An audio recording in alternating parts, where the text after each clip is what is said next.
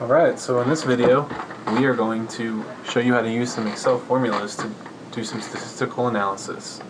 So very simple statistical analysis. So what I have here is some Fairbanks, Alaska temperature data. We have the date, the time, the dry bulb temperature in Celsius, and the dry bulb temperature in Fahrenheit. We're going to mostly deal in Fahrenheit since that's what we're used to. So there's a couple different ways we can do formulas in Excel. We're going to do some formulas here. The first, we're going to do maximum. And the first way we're going to do formulas is we're going to go to the Formulas tab. We're going to go to Insert Function. So in this case I want the maximum. So I'm going to type in maximum here and hit the Go button. So we can see it gives us a bunch of different things. We don't want that one. That doesn't seem like what we want. Max is what seems like what we want. Returns the largest value in a set of values, so that's great. So we'll hit OK. Brings up a little dialog as to what we want to look for. We don't want C3 to F3 though. So what we're going to look is we are going to, instead of that, we're going to click and drag in here. And so really what it's going to look for is the highest number between D3 and D26. And it gives you the result right here too. So 60.08. So that's one way to do it. So that's the maximum. But if I knew the formula, which in this case I know minimum equals min, I can type it in, type open parentheses, and that starts the dialog. And then I can just drag and see what the max is. So, and then close parentheses and enter in there. So now if we look back up at min, we find that the min is 32 degrees. Now the median.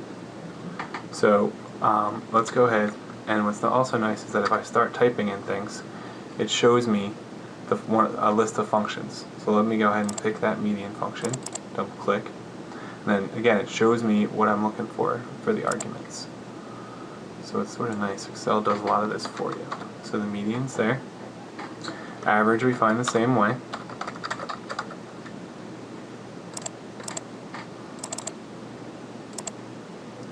So you can see it's a very simple process to do these Excel formulas. And the sum is exactly the same thing. We have to type equals.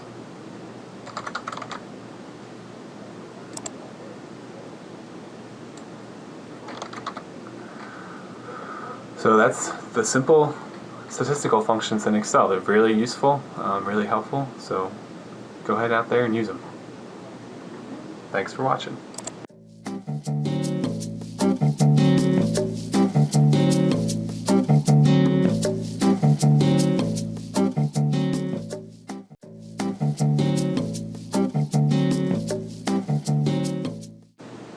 Hi, in this video we're going to cover references of all sorts. References are really important in Excel, and it's important that you understand how they work.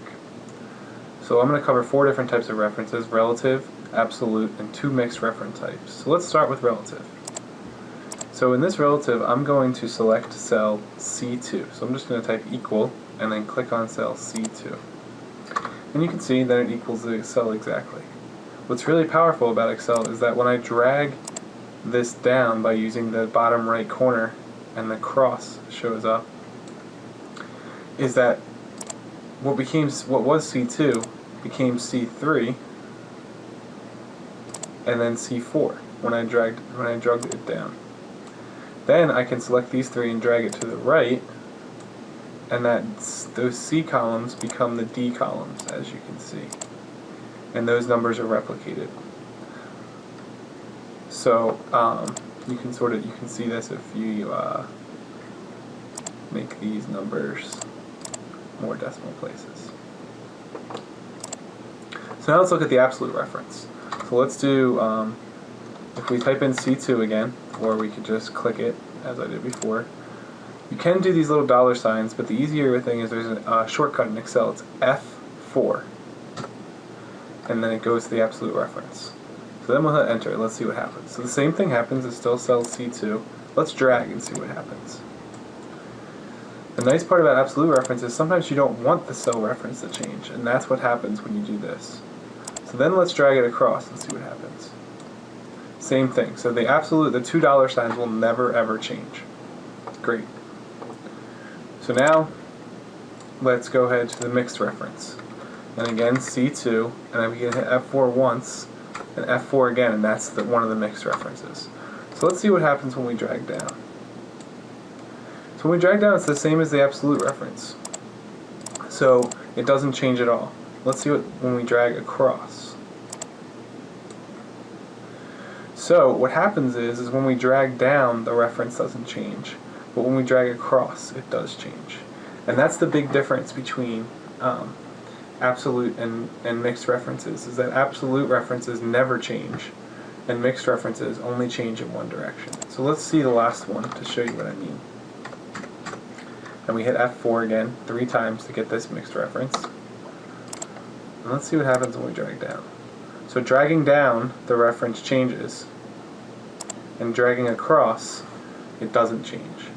So this may not seem very useful now, but we'll go ahead and watch the next video, and it'll seem much more useful. Thank you for watching.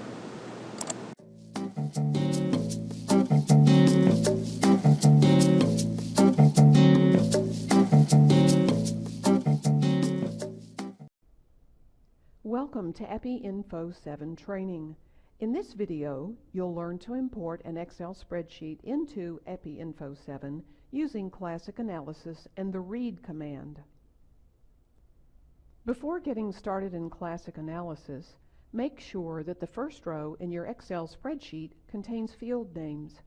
If your spreadsheet contains any headers and titles above the field names, remove them and save the spreadsheet with a new name. Look at my spreadsheet, and you'll see that the first row contains field names.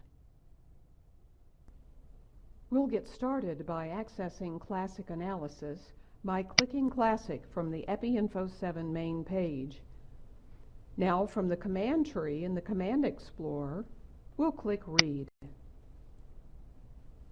From the Database Type drop-down, select the format that corresponds with your Excel spreadsheet. Now browse to find your data.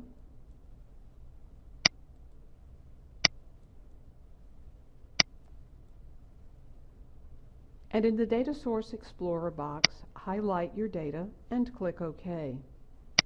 And now EpiInfo 7 gives you the record count and file information, and they appear here in the Classic Analysis window, and you're ready to start analyzing the data. We'll do 2 quick analyses. First, I'll generate a line list. Under Statistics, click List. We'll skip the variables and just click OK. And now EpiInfo 7 generates your line list. We'll close this. And now we'll do a frequency, which we'll sort by gender.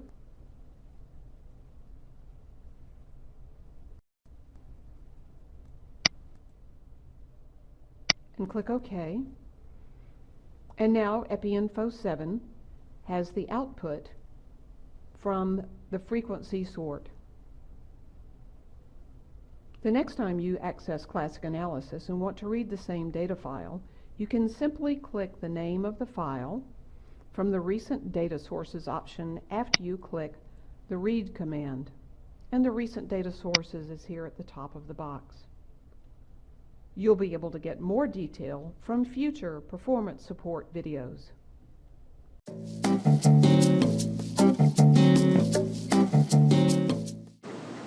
Alright, so now that we know a little bit about Excel references, let's put them to use. So let's look at this table. This table is going to show the cost to run an appliance, given in hours of use, so a half hour, an hour, 2.5, 5, 10, or 24 hours. Giving it power, so 10 watts, 20 watts, 30 watts, 100 watts, 500 or 1,000 watts. So I want to fill in this table. So we could do the calculation for every single combination, and Excel would be fine with that. But using mixed references would be, and relative and absolute references, would be a lot easier.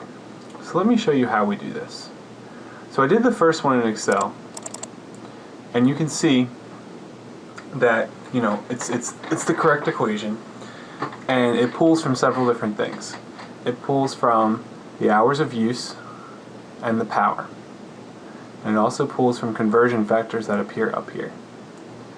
So how do we really go about changing this so when I drag it? So first off, let's show what happens when I drag this cell.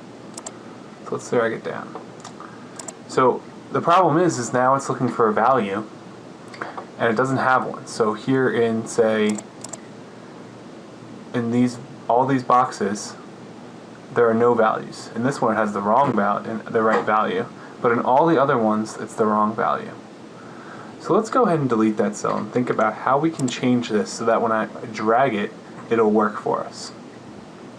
So the first thing we can do is we know that this 15 cents and the 1,000 are not going to change no matter where I drag in this table. Those are factors that always stay the same. So we're going to make H2 and B2 absolute references. So that's great.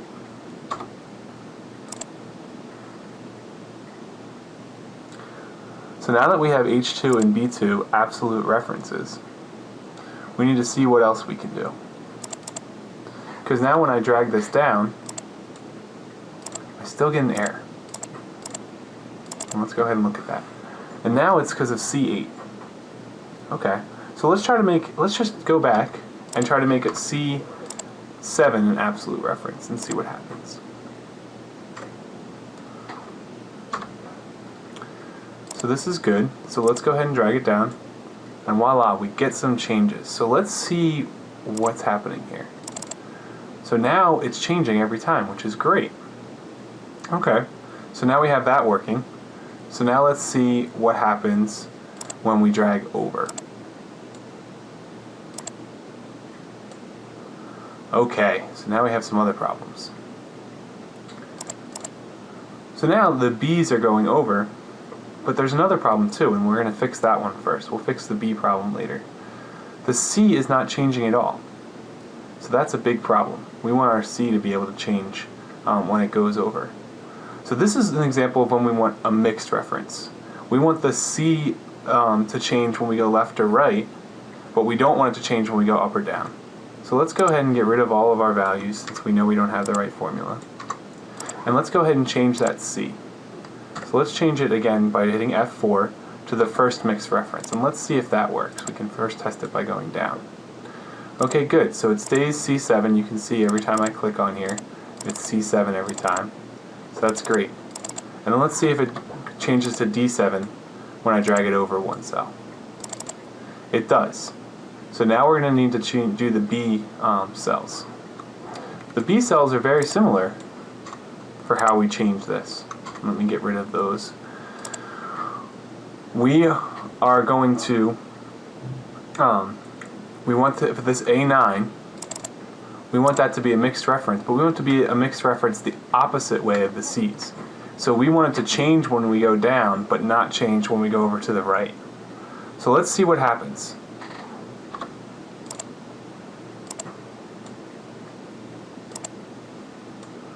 So this is exactly what we want, and we can sort of see how it plays out here. So now we have the cost of money to run these appliances for a certain number of hours. So this is how mixed and relative and absolute references can help a lot in Excel. Thank you for watching.